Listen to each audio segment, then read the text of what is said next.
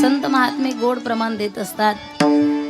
पतन उद्धार संघाचा महिमा, तेजावे अधमा संत सेवे. तुमचं पतन करून घ्यायचे की तुमचा उद्धार करून घ्यायचा आहे हे तुमच्या संगतीवर अवलंबून आहे. संगतीने माणूस उच्च कोटीपर्यंत जातो, संगतीने माणूस बिघडतोही, घडतोही आणि बिघडतोही. जर संगत चांगल्यांची लावली तर माणसं अगदी उच्च स्तरापर्यंत जात असतात.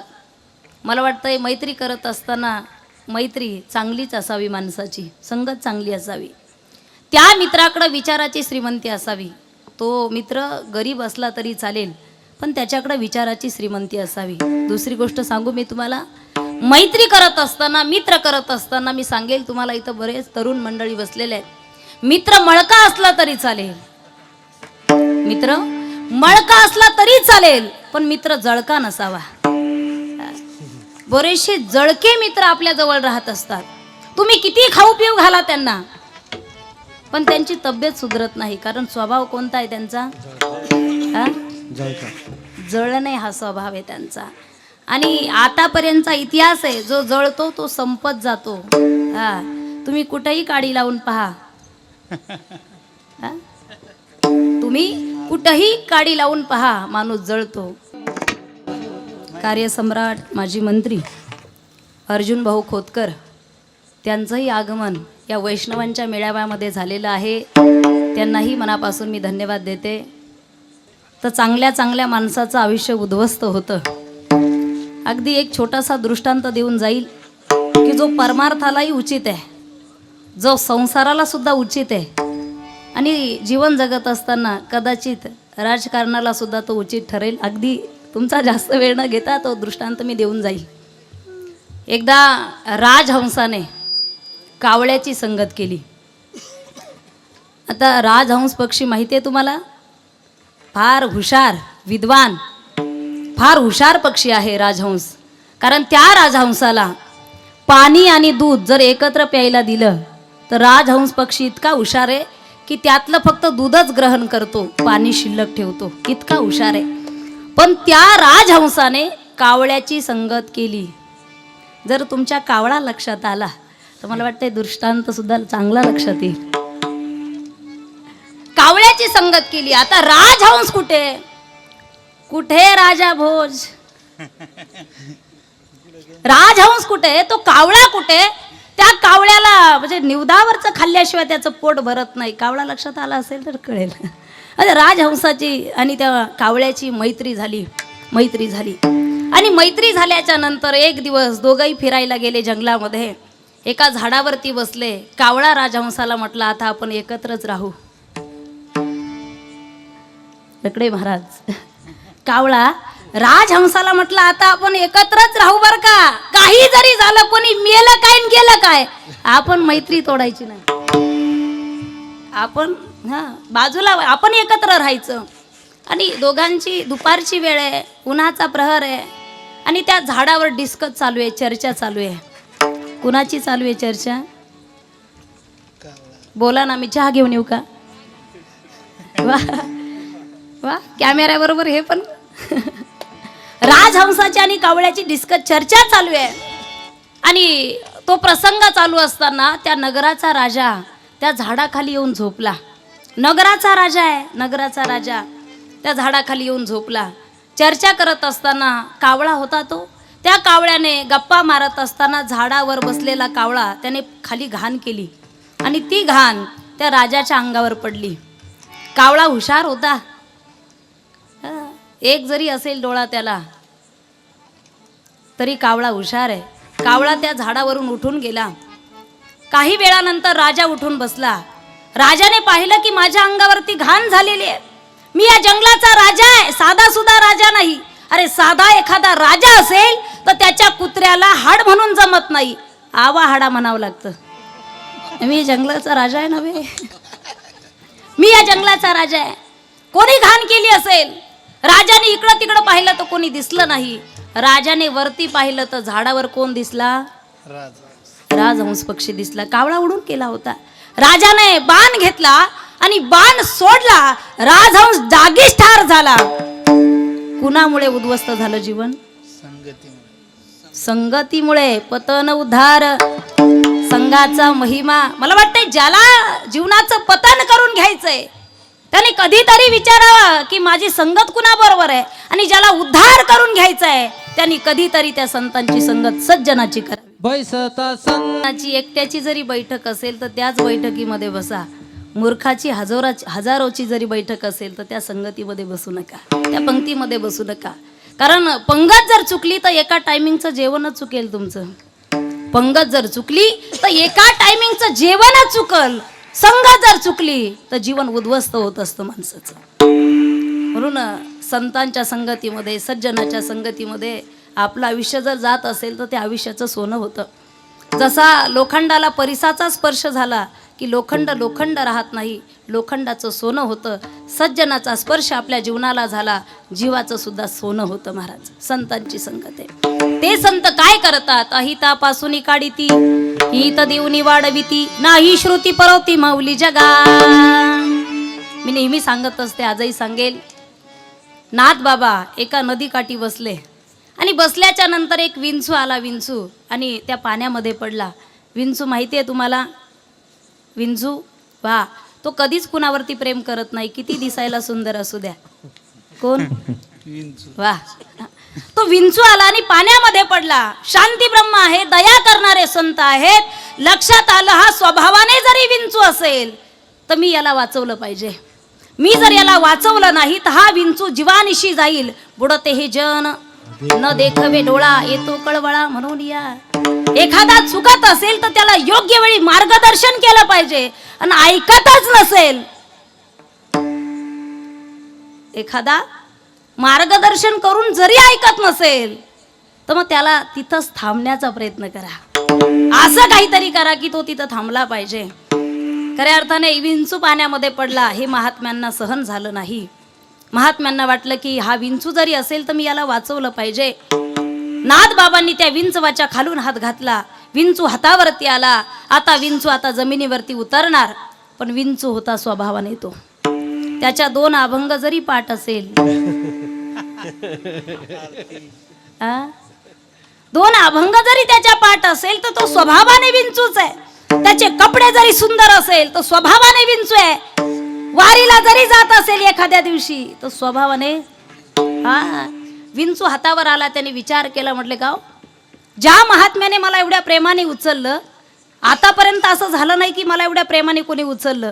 कदाचित या महात्म्याला माझा स्वभाव माहीत नसावा. माझं काम नाही का मी माझा स्वभाव दाखवून दिला पाहिजे. उतरत असताना विंचू हाताला चावला. महाराजांच्या दणका दिला. महाराजांनी हात झटकला, विंचू पाण्यामध्ये पडला. परत लक्षात आलं याने दिलेला दणका आज ना उद्या नीटच होणार आहे.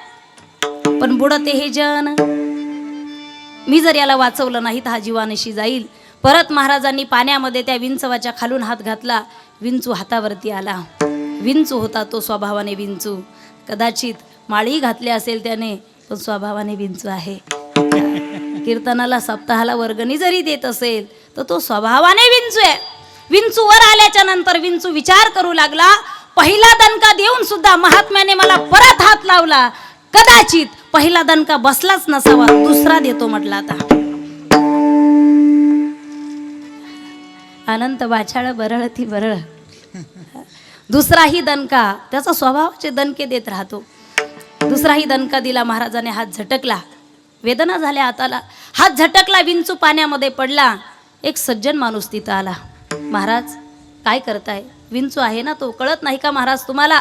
विंचू आहे महाराज तो. विंचू दिसायला जरी सुंदर असेल, चोपडा असेल, टकाटका बोलत जरी असेल,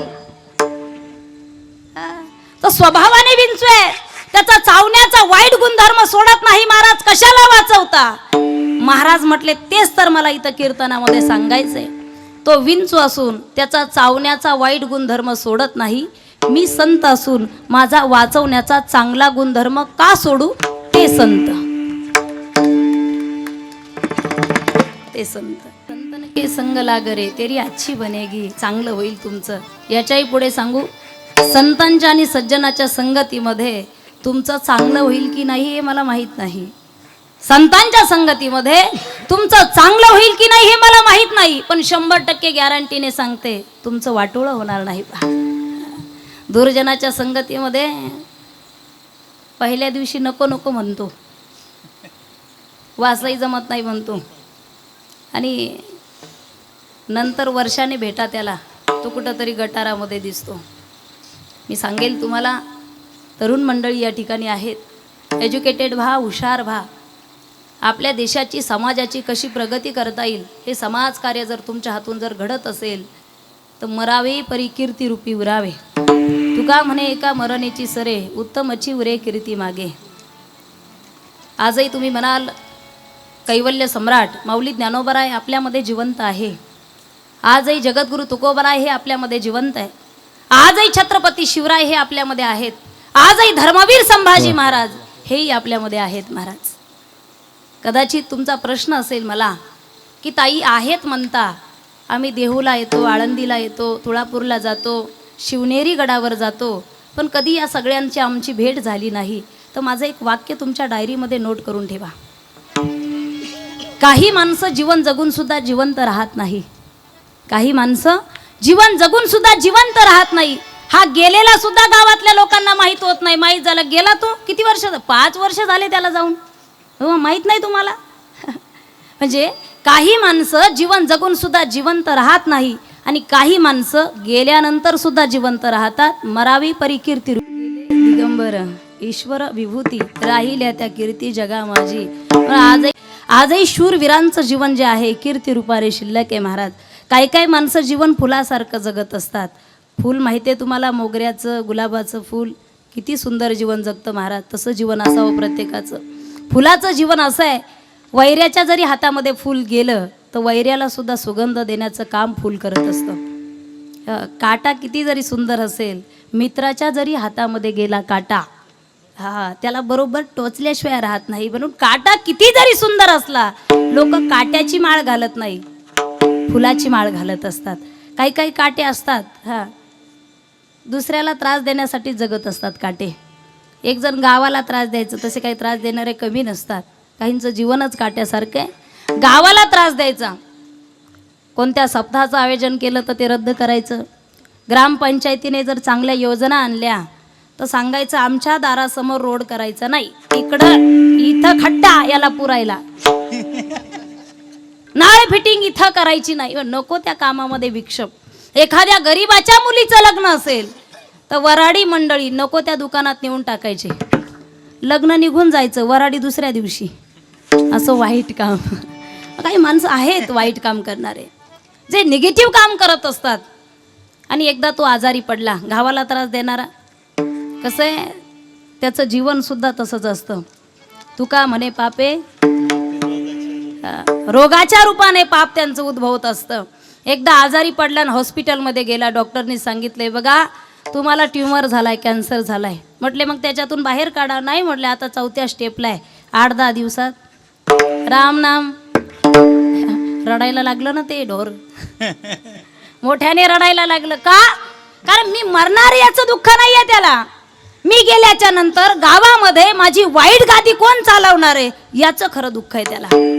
आता कोण सप्ताह कॅन्सल करेल, कोण डीपी मध्ये जाऊन वायर काढेल, कोण त्या लग्नातल्या वराड्याला तिकडं गावाच्या बाहेरच्या दुकानामध्ये नेऊन घालेल, हे कामं कोण करेल. तो आजारी पडला आणि त्या ठिकाणी त्याने ग्रामस्थ लोकांना जमा केलं आणि सांगितलं आयुष्यभर मी तुम्हाला त्रास दिला, पण हे बघा आता मी मरणार आहे, मी मेल्याच्या नंतर मला तिरडीवर फुलावर बांधून नेऊ नका, मग एक काट्याची फांदी आणा, त्या फांदीला मला बांधा आणि वडत वडत स्मशानापर्यंत घेऊन जा.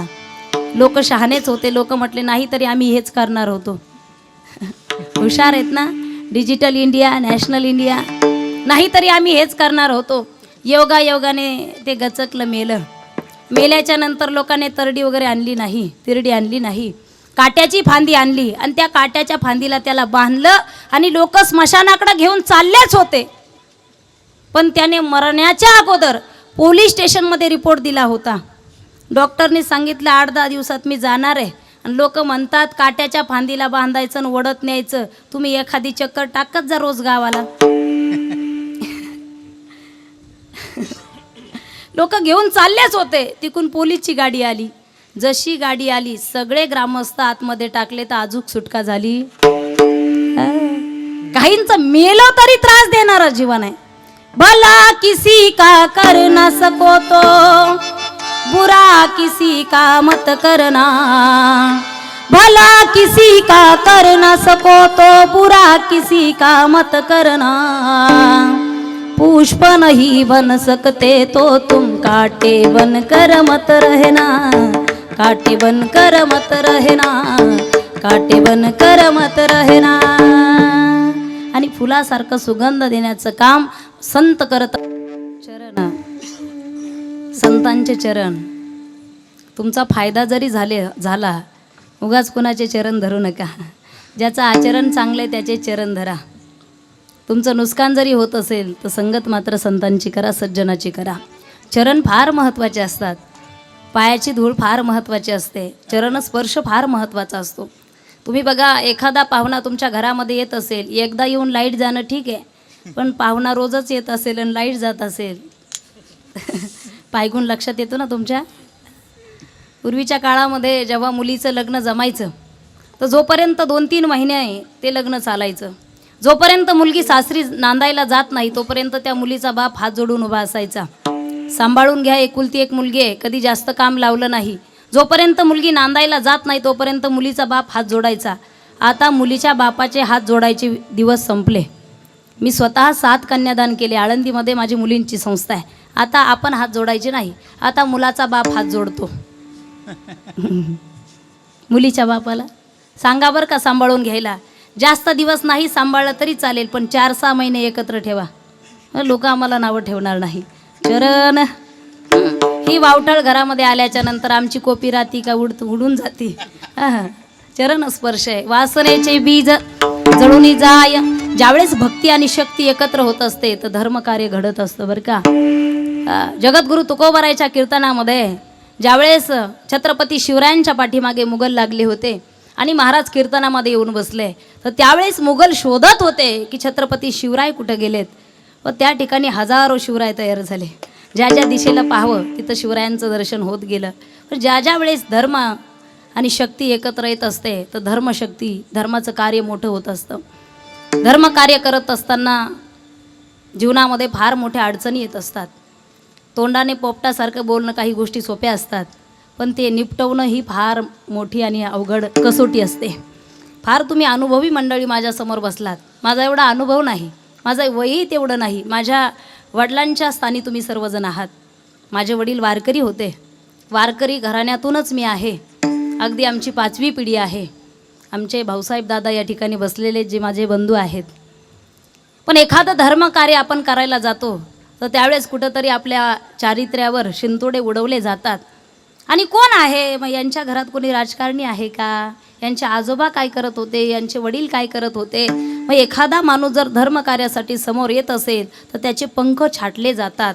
पण मी सांगेल तुम्हाला, त्रेतायुगामध्ये रावणाने जटायूचे जेव्हा पंख छाटले होते तर सगळे जटायूला नावं ठेवू लागले. काय म्हटले, कशाला त्या रावणाच्या नादी लागला. म्हटले काय झालं, छाटले ना पंख.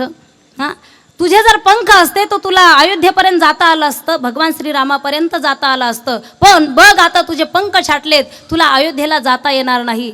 जटायूने सुंदर उत्तर दिलं. उत्तर तुमच्या डायरीमध्ये नोट करून ठेवा. जटायूचं उत्तर आहे, आता माझे पंख रावणाने छाटले, मला फार आनंद झालेला आहे. कारण मला माहिती आहे मला आता माझ्या भगवंतापर्यंत जाता येत नाही, पण हेही मला माहिती आहे मला पंख नसल्यामुळे भगवंतच माझ्यापर्यंत येणार आहे. हा माझा विजय आहे. रावण किती जरी बलाढ्य असेल तर त्या देवाला माहिती आहे मागे पुढे उभा राहे संभाळीत, तो भगवंत मला सांभाळत असतो. ज्यावेळेस भगवंताची कृपा असते, देव सखा जरी अवघे जन कृपा करी. ज्याने देवाला सखा करून घेतलंय जग त्याच्यावर कृपा करत असतं महाराज. आणि जो देवाच्याच विरोधात असतो लोक त्याच्या जवळ सुद्धा जात नाही. देवाला आपलंसं करण्याचं काम माझ्या संतांनी केलेलं आहे. हरिप्राप्ती उपाय धरावे संतांचे पाय, संत चरण रज म्हणून लागता सहज वासनेचे बीज जळून जाय. वासना अशी माणसाला चांगलं जीवन जगू देत नाही. कदाचित माणूस मरतो, वासना शिल्लक राहते. आपण म्हणतो माणूस गेला, पण वासना शिल्लक आहे. त्याला वाटत होतं त्याच्या डोळ्यासमोर हे व्हावं ते व्हावं. नाही, माणसाला एक दिवस जाणं निश्चित आहे. बाजार मार्केटमध्ये गेल्यानंतर एखाद्या इलेक्ट्रॉनिक वस्तूची गॅरंटी दिली जाते. लक्ष देऊन ऐका. टीव्हीची गॅरंटी आहे, वॉशिंग मशीनची गॅरंटी आहे, पण आपली कुठंच गॅरंटी नाही आहे. कोणत्याही डॉक्टरकडे तुम्ही जा, स्पेशलिस्ट असू द्या, MD असू द्या, सर्जन असू द्या, तुम्ही जर म्हणालात डॉक्टर साहेब हे 10 लाख रुपये घ्या, म्हटले काय नाही, मला 100 वर्ष जगण्याची गॅरंटी द्या. डॉक्टर काय म्हणेल, घ्या गॅरंटी. हां, असं म्हणेल का मी गॅरंटी देतो? हां, डॉक्टरनी सांगितलं तुमचे 10 लाख तुम्हालाच राहू द्या, आणखी मी 4-5 लाख रुपये देतो, कारण मी डॉक्टर असून मलाच माझी गॅरंटी. क्या भरोसा इस जिंदगी का, साथ देती नहीं ये किसी का. आजही शूरवीरांचं जीवन जे आहे कीर्ती रूपारे शिल्लक आहे महाराज. काही माणसं जीवन फुलासारखं जगत असतात. फूल माहिती आहे तुम्हाला, मोगऱ्याचं, गुलाबाचं फूल किती सुंदर जीवन जगतं महाराज. तसं जीवन असावं प्रत्येकाचं. फुलाचं जीवन असं आहे, वैऱ्याच्या जरी हातामध्ये फूल गेलं तर वैऱ्याला सुद्धा सुगंध देण्याचं काम फूल करत असतं. काटा किती जरी सुंदर असेल, मित्राच्या जरी हातामध्ये गेला काटा, हा त्याला बरोबर टोचल्याशिवाय राहत नाही. म्हणून काटा किती जरी सुंदर असला, लोक काट्याची माळ घालत नाही, फुलाची माळ घालत असतात. काही काटे असतात, हा दुसऱ्याला त्रास देण्यासाठी जगत असतात काटे. एक जण गावाला त्रास द्यायचं, तसे काही त्रास देणारे कमी नसतात. काहींचं जीवनच काट्यासारखं आहे, गावाला त्रास द्यायचा. कोणत्या सप्ताहाचं आयोजन केलं तर ते रद्द करायचं. ग्रामपंचायतीने जर चांगल्या योजना आणल्या तर सांगायचं आमच्या दारासमोर रोड करायचा नाही, इथं खड्डा याला पुरायला, नाळे फिटिंग इथं करायची नाही. नको त्या कामामध्ये विक्षेप. एखाद्या गरीबाच्या मुलीचं लग्न असेल तर वराडी मंडळी नको त्या दुकानात नेऊन टाकायचे, लग्न निघून जायचं, वराडी दुसऱ्या दिवशी. असं वाईट काम. काही माणसं आहेत वाईट काम करणारे, जे निगेटिव्ह काम करत असतात. आणि एकदा तो आजारी पडला, गावाला त्रास देणारा. कसं आहे, त्याचं जीवनसुद्धा तसंच असतं. तुका म्हणे पापे, रोगाच्या रूपाने पाप त्यांचं उद्भवत असतं. एकदा आजारी पडला आणि हॉस्पिटलमध्ये गेला. डॉक्टरनी सांगितले बघा तुम्हाला ट्युमर झालाय, कॅन्सर झालाय. म्हटले मग त्याच्यातून बाहेर काढा. नाही म्हटले, आता 4थ्या स्टेपला आहे, 8-10 दिवसात राम नाम. रडायला लागलं ना ते ढोर, मोठ्याने रडायला लागलं. का? कारण मी मरणार याचं दुःख नाहीये त्याला. मी गेल्याच्या नंतर गावामध्ये माझी वाईट गादी कोण चालवणार आहे याचं खरं दुःख आहे त्याला. आता कोण सप्ताह कॅन्सल करेल, कोण DP मध्ये जाऊन वायर काढेल, कोण त्या लग्नातल्या वराड्याला तिकडं गावाच्या बाहेरच्या दुकानामध्ये नेऊन घालेल, हे कामं कोण करेल. तो आजारी पडला आणि त्या ठिकाणी त्याने ग्रामस्थ लोकांना जमा केलं आणि सांगितलं आयुष्यभर मी तुम्हाला त्रास दिला, पण हे बघा आता मी मरणार आहे, मी मेल्याच्या नंतर मला तिरडीवर फुलावर बांधून नेऊ नका, मग एक काट्याची फांदी आणा, त्या फांदीला मला बांधा आणि वडत वडत स्मशानापर्यंत घेऊन जा. लोक शहाणेच होते. लोक म्हटले नाही तरी आम्ही हेच करणार होतो. हुशार आहेत ना, डिजिटल इंडिया, नॅशनल इंडिया. नाही तरी आम्ही हेच करणार होतो. योगाने ते गचकलं, मेल्याच्या नंतर लोकांनी तरडी वगैरे आणली नाही, तिरडी आणली नाही, काट्याची फांदी आणली आणि त्या काट्याच्या फांदीला त्याला बांधलं आणि लोक स्मशानाकडे घेऊन चाललेच होते. पण त्याने मरण्याच्या अगोदर पोलीस स्टेशनमध्ये रिपोर्ट दिला होता. डॉक्टरनी सांगितलं 8-10 दिवसात मी जाणार आहे. आणि लोक म्हणतात काट्याच्या फांदीला बांधायचं आणि वडत न्यायचं. तुम्ही एखादी चक्कर टाकत जा रोज गावाला. लोक घेऊन चाललेच होते. तिकून पोलीसची गाडी आली. जशी गाडी आली सगळे ग्रामस्थ आतमध्ये टाकले तर अजूक सुटका झाली. काहींचं मेलो तरी त्रास देणारं जीवन आहे. भला किसी का कर ना सको तो बुरा किसी का मत करना, भला किसी का कर ना सको तो बुरा किसी का मत करना, पुष्प नहीं बन सकते तो तुम कांटे बन कर मत रहना, कांटे बन कर मत रहना, कांटे बन कर मत रहना. आणि फुलासारखं सुगंध देण्याचं काम संत करत असतात. म्हणून तुको चरण, संतांचे चरण. तुमचा फायदा जरी झाला उगाच कोणाचे चरण धरू नका. ज्याचं आचरण चांगलं आहे त्याचे चरण धरा. तुमचं नुकसान जरी होत असेल तर संगत मात्र संतांची करा, सज्जनाची करा. चरण फार महत्त्वाचे असतात. पायाची धूळ फार महत्त्वाची असते, चरणस्पर्श फार महत्त्वाचा असतो. तुम्ही बघा, एखादा पाहुणा तुमच्या घरामध्ये येत असेल, एकदा येऊन लाईट जाणं ठीक आहे, पण पाहुणा रोजच येत असेल आणि लाईट जात असेल पायगुण लक्षात येतो ना तुमच्या. पूर्वीच्या काळामध्ये जेव्हा मुलीचं लग्न जमायचं तर जोपर्यंत 2-3 महिने ते लग्न चालायचं, जोपर्यंत मुलगी सासरी नांदायला जात नाही तोपर्यंत त्या मुलीचा बाप हात जोडून उभा असायचा. सांभाळून घ्या, एकुलती एक मुलगी आहे, कधी जास्त काम लावलं नाही. जोपर्यंत मुलगी नांदायला जात नाही तोपर्यंत मुलीचा बाप हात जोडायचा. आता मुलीच्या बापाचे हात जोडायचे दिवस संपले. मी स्वतः 7 कन्यादान केले, आळंदीमध्ये माझी मुलींची संस्था आहे. आता आपण हात जोडायचे नाही, आता मुलाचा बाप हात जोडतो मुलीच्या बापाला. सांगा बरं का सांभाळून घ्यायला. जास्त दिवस नाही सांभाळलं तरी चालेल, पण 4-6 महिने एकत्र ठेवा. लोक आम्हाला नावं ठेवणार नाही. चरण ही वावटळ घरामध्ये आल्याच्या नंतर आमची कोपी राहती का उडून जाती. चरण स्पर्श आहे. वासनेचे बीज जळून जाय. ज्यावेळेस भक्ती आणि शक्ती एकत्र होत असते तर धर्मकार्य घडत असतं बरं का. जगद्गुरु तुकोबरायच्या कीर्तनामध्ये ज्यावेळेस छत्रपती शिवरायांच्या पाठीमागे मुघल लागले होते आणि महाराज कीर्तनामध्ये येऊन बसले, तर त्यावेळेस मुघल शोधत होते की छत्रपती शिवराय कुठं गेलेत. व त्या ठिकाणी हजारो शिवराय तयार झाले. ज्या ज्या दिशेला पाहावं तिथं शिवरायांचं दर्शन होत गेलं. पण ज्या ज्या वेळेस धर्म आणि शक्ती एकत्र येत असते तर धर्मशक्ती, धर्माचं कार्य मोठं होत असतं. धर्मकार्य करत असताना जीवनामध्ये फार मोठ्या अडचणी येत असतात. तोंडाने पोपटासारखं बोलणं काही गोष्टी सोप्या असतात, पण ते निपटवणं ही फार मोठी आणि अवघड कसोटी असते. फार तुम्ही अनुभवी मंडळी माझ्यासमोर बसलात. माझा एवढा अनुभव नाही, माझं वयही तेवढं नाही. माझ्या वडिलांच्या स्थानी तुम्ही सर्वजण आहात. माझे वडील वारकरी होते, वारकरी घराण्यातूनच मी आहे. अगदी आमची 5वी पिढी आहे. आमचे भाऊसाहेब दादा या ठिकाणी बसलेले जे माझे बंधू आहेत. पण एखादं धर्मकार्य आपण करायला जातो तर त्यावेळेस कुठंतरी आपल्या चारित्र्यावर शिंतोडे उडवले जातात. आणि कोण आहे मग, यांच्या घरात कोणी राजकारणी आहे का, यांचे आजोबा काय करत होते, यांचे वडील काय करत होते. मग एखादा माणूस जर धर्मकार्यासाठी समोर येत असेल तर त्याचे पंख छाटले जातात. पण मी सांगेल तुम्हाला, त्रेतायुगामध्ये रावणाने जटायूचे जेव्हा पंख छाटले होते तर सगळे जटायूला नावं ठेवू लागले. काय म्हटले, कशाला त्या रावणाच्या नादी लागला. म्हटले काय झालं, छाटले ना पंख.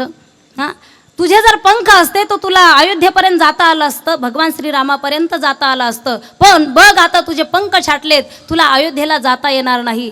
जटायूने सुंदर उत्तर दिलं. उत्तर तुमच्या डायरीमध्ये नोट करून ठेवा. जटायूचं उत्तर आहे, आता माझे पंख रावणाने छाटले, मला फार आनंद झालेला आहे.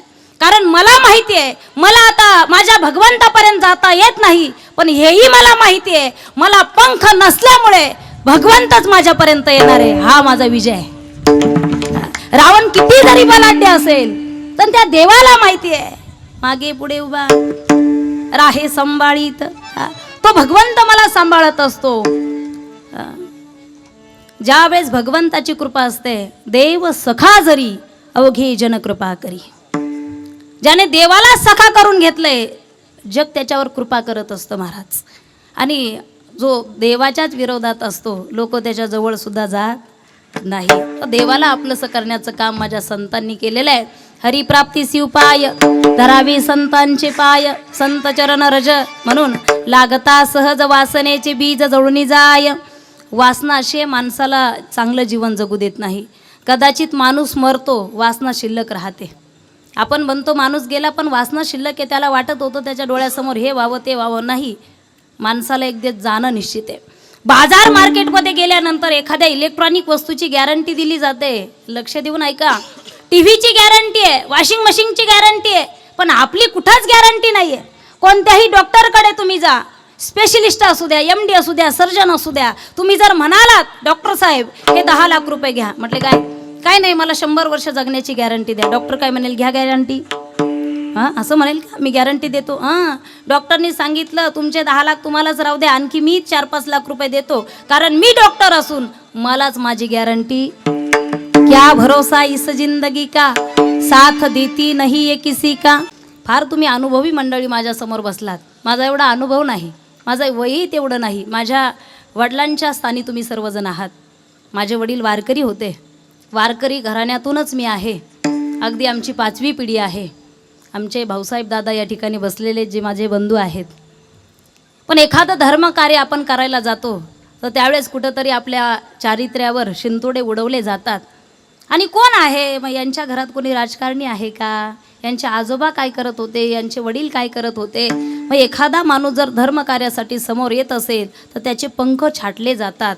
पण मी सांगेल तुम्हाला, त्रेतायुगामध्ये रावणाने जटायूचे जेव्हा पंख छाटले होते तर सगळे जटायूला नावं ठेवू लागले. काय म्हटले, कशाला त्या रावणाच्या नादी लागला. म्हटले काय झालं, छाटले ना पंख. हां, तुझे जर पंख असते तर तुला अयोध्येपर्यंत जाता आलं असतं, भगवान श्रीरामापर्यंत जाता आलं असतं. पण बघ आता तुझे पंख छाटलेत, तुला अयोध्येला जाता येणार नाही. जटायूने सुंदर उत्तर दिलं. उत्तर तुमच्या डायरीमध्ये नोट करून ठेवा. जटायूचं उत्तर आहे, आता माझे पंख रावणाने छाटले, मला फार आनंद झालेला आहे. कारण मला माहिती आहे मला आता माझ्या भगवंतापर्यंत जाता येत नाही. पण हेही मला माहिती आहे, मला पंख नसल्यामुळे भगवंतच माझ्यापर्यंत येणार आहे. हा माझा विजय आहे. रावण किती जरी बलाढ्य असेल तर त्या देवाला माहिती आहे, मागे पुढे उभा राहे संभाळीत, तो भगवंत मला सांभाळत असतो. ज्यावेळेस भगवंताची कृपा असते, देव सखा जरी अवघे जन कृपा करी. ज्याने देवाला सखा करून घेतलंय, जग त्याच्यावर कृपा करत असतं महाराज. आणि जो देवाच्याच विरोधात असतो, लोक त्याच्या जवळ सुद्धा जात नाही. देवाला आपलंसं करण्याचं काम माझ्या संतांनी केलेलं आहे. हरिप्राप्ती शिवपाय धरावे संतांचे पाय, संत चरण रज म्हणून लागता सहज वासनेचे बीज जळून जाय. वासना अशी माणसाला चांगलं जीवन जगू देत नाही. कदाचित माणूस मरतो, वासना शिल्लक राहते.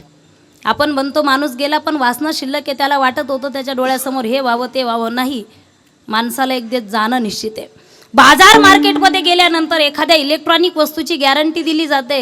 लक्ष देऊन ऐका, टीव्हीची गॅरंटी आहे, वॉशिंग मशीनची गॅरंटी आहे, पण आपली कुठंच गॅरंटी नाही आहे.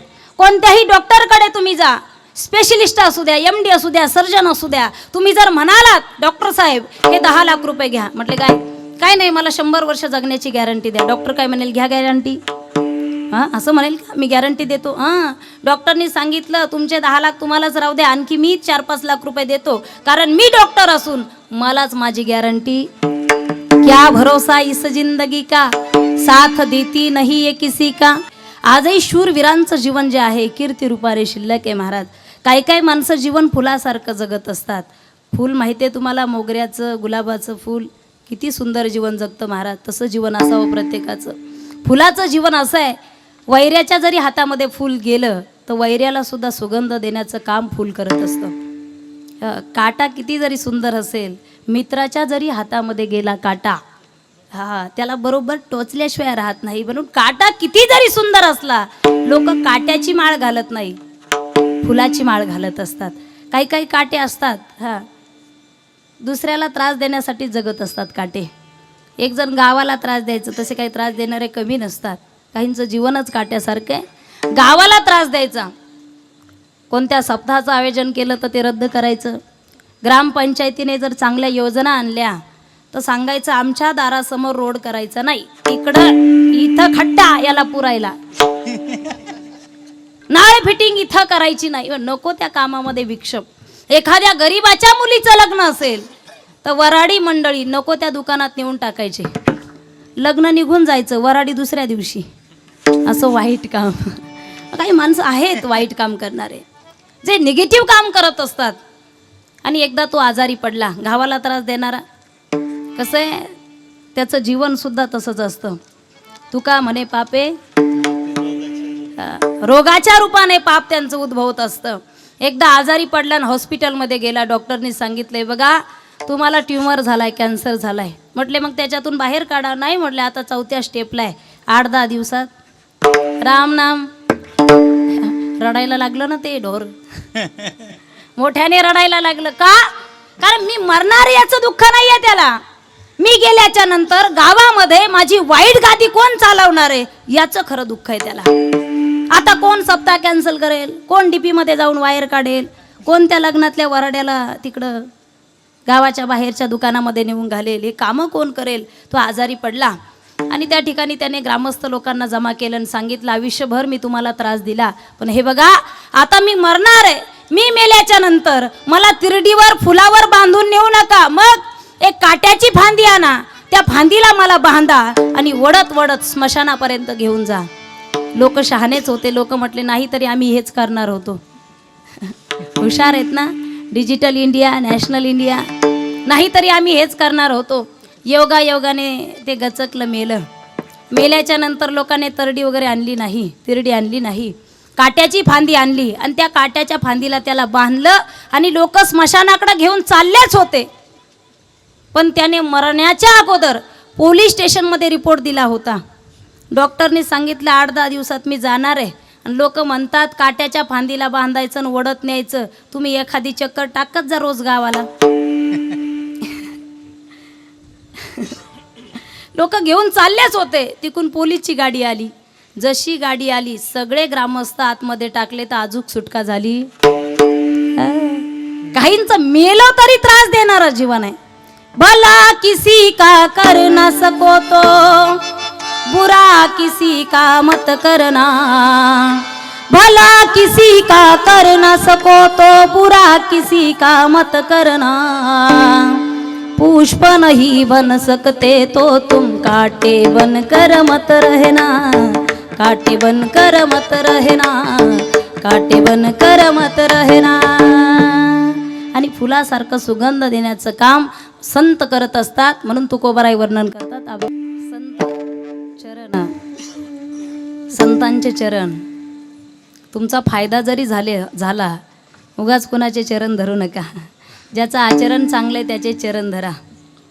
तुमचं नुकसान जरी होत असेल तर संगत मात्र संतांची करा, सज्जनाची करा. चरण फार महत्त्वाचे असतात.